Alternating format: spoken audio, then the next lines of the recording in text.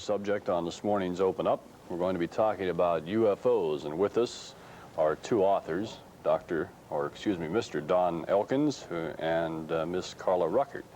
And they have written this book, which is Secret of the UFO. And we're going to talk about just about everything we can about UFOs and latest developments, latest sightings. I think now, since we have movies like Close Encounters, and one of the networks is putting on a series about UFOs, that it's a timely subject, I guess. Now, you just came back from Mexico today, right? That's right. What was the purpose of that trip?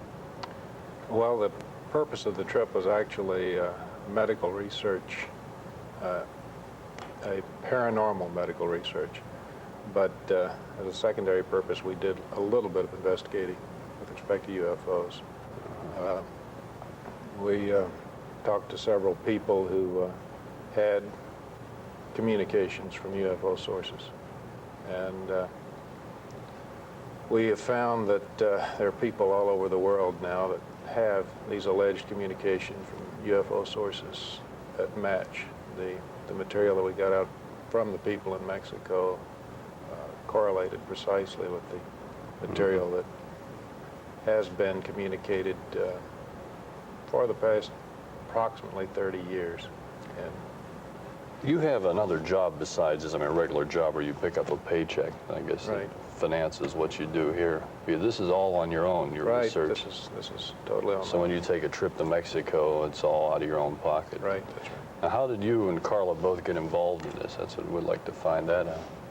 Well, in 1962, when I was in college, Don was a professor, and he asked some selected students of his if we would like to try a little experiment. We didn't know very much about the experiment when we started, but what it ended up to be was an experiment which is described in our book. Is that telepathic?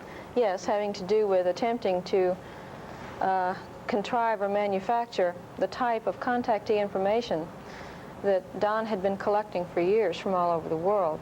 The experiment was incredibly successful from the point of view of collecting the same type of data without we students knowing anything about it previously.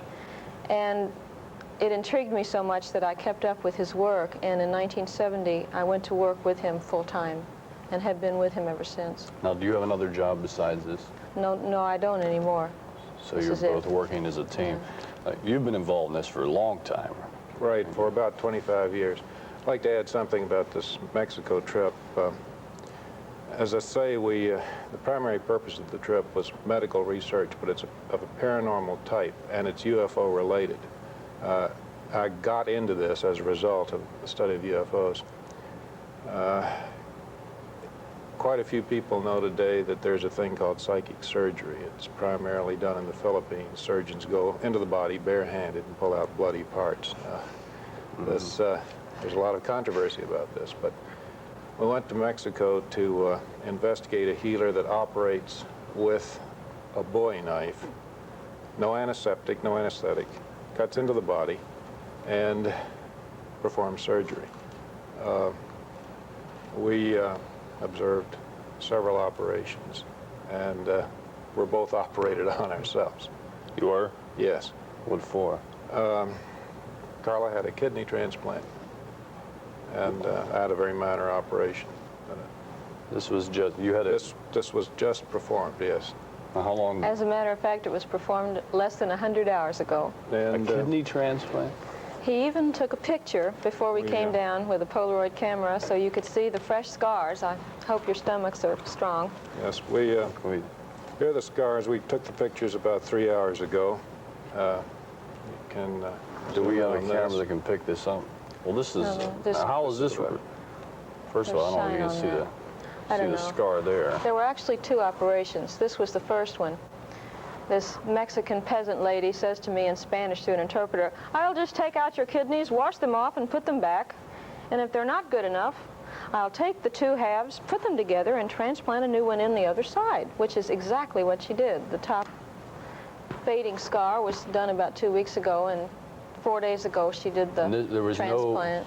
No No sort of anesthesia at all involved in it. No, there was nothing, although the healing, as you can see, is very well advanced. I don't know what this has to do with UFOs, but this is a fascinating thing Well, in this is itself. a very advanced part of UFO research. You get into all kinds of things when you start with UFOs. I mention this because the UFO phenomena is very far-reaching, and the UFO phenomena actually led me into this type of research.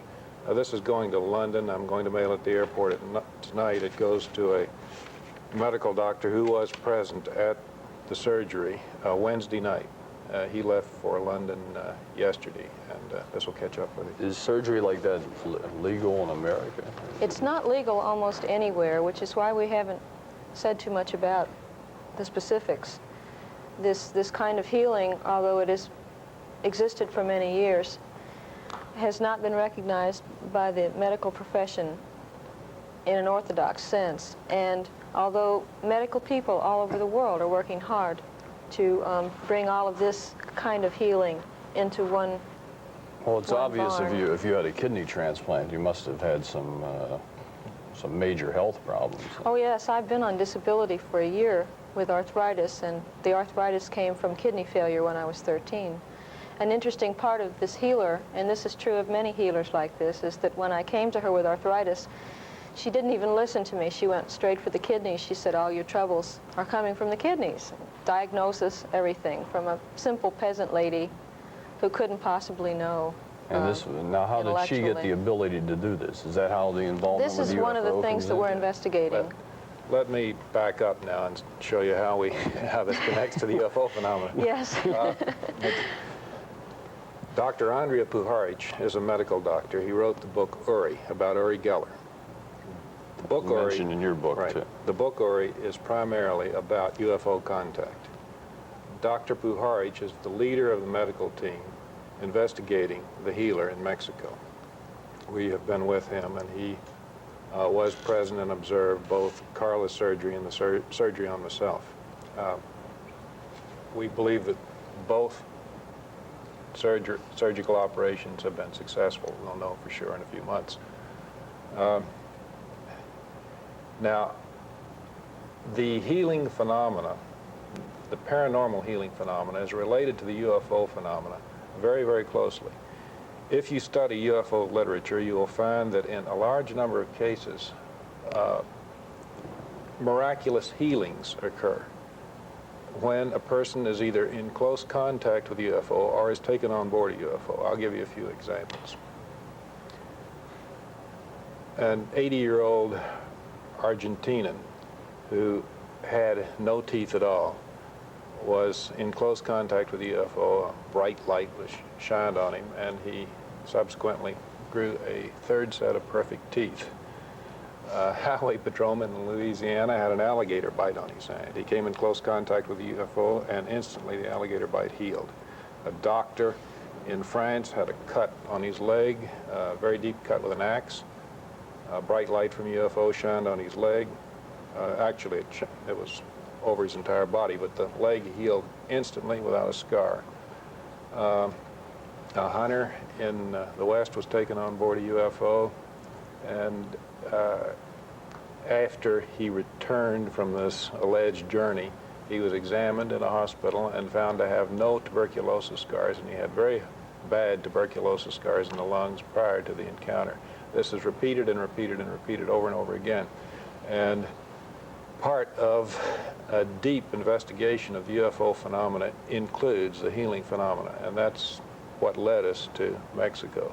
Now, how did this little peasant lady find out she had the ability to do this, or what's her story? This story is, all of these stories are fantastic, and it's so far out of the normal that it's very difficult to get into a total explanation until you have a large background. But to make a long story short, she claims to, well, let's say that when she is in the altered state of consciousness, a voice speaking through her claims to be Cuauhtemoc, son of Montezuma. And Cuauhtemoc is a discarnate entity that operates through the woman and takes over her body and actually does the surgery. Now, Dr. Puharic was allowed to pull the knife out of a patient. This just happened last week. And he grabbed the knife, and he has a very calibrated pull. He's practiced. And he pulled a half pound and nothing happened. Put on a pound and nothing happened. He got up to 10 pounds before the knife came out. He said it was like it was held in the body by a magnet. When she did the kidney transplant, she put the knife in the body, slit through the entire back, made a slit for the kidney, placed the kidney beside the knife blade, and the kidney was drawn into the body as if by a vacuum. Now, you were awake this whole time. I certainly What did was. you feel, Doreen? It hurt a lot, actually. It's not like psychic surgery, barehanded psychic surgery, where there's almost no pain. There seems to be a different process working here. We're still working on the theory, the process of it, and we'll have a lot more work to do, but there seems to be more of a blend of magnetic fields between what the Chinese might call the electrical body, or some people call the finer body or the astral body, and the physical body, so that the field is more joining the two, and things are actually happening in the physical body as well as the electrical body. That's probably why it hurts, probably why she uses a knife. Oh, where was this operation performed? In her In home? Mexico. I know that, but I mean in Well, her home, or? Yes. It was performed at her home. Are there any government officials around at all that see this? There was this is a ticklish subject. I can't really talk about this. There was a Moving right along. There was a government official present. There were 3 Mexican doctors, a doctor from London, and Andrea Pujarich from New York, who was a medical doctor. It is a fringe area of legality. The government official that was there is an American government? No, No, no. a Mexican Mexican government government. official, yes. I can't mention his name. You must understand that these things are well understood by many doctors who bring their patients to healers like this all over the world, and yet since the official picture is such that there are actually laws against practicing medicine without a license, you can't become too publicized and talk too much about it, or you will not only damage the healer, but cause him to go completely out of business. Weren't you really afraid to go through a thing like this? I would think it's a major operation, kidney transplant. And where did the kidney come from that you received? That's another cause for conjecture. We looked all over and couldn't find one through our normal medical sources. And then the healer simply had one, and Dr. Pujarich theorizes that she materializes them. Strange. We got to get to the phones. There are a lot of calls. Line 4, you're on Open Up. Well, that was just my question.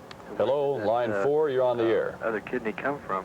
But also, I'd like to know if either one of these people have had any personal experiences with UFOs. I'm sorry, sir, we missed the first part of your question. Could you ask it again? Part of the question was, you had already asked that just before I got on the air about where the kidney came from, and that the second part of it was, have either one of these individuals actually had any personal contact with UFOs?